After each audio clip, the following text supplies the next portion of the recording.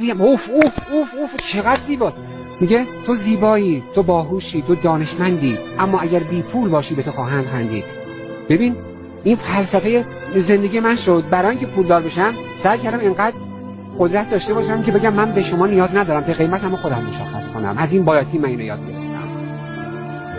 اگه عقل داری، اگه دانشمند هستی، به پولدار بودن فکر کن تا نیازمند کسی نشی. تا اگه خدای مغز جهانم بشی به یکی لب تر کنی میگه ندارم، بدت میکنه. پس دمت گرم، عقلت به جا، شوشت به جا، استادیت به جا، به پولت هم بیاندیش تا محتاج کسی نشی. اگه محتاج بشی تحقیر خواهی شد. پس برای اینکه تحقیر نکنی، به خاطر اینکه ما بتونیم از خوبی دفاع کنیم باید قوی باشیم.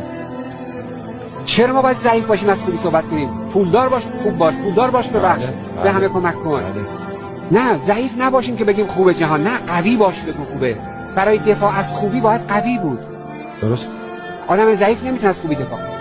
قوی باش، از خوبی دفاع کن. قدرت داشته باش، دانش داشته باش، پول داشته باش، جلوی جهان بد بایست. من نمیذارم.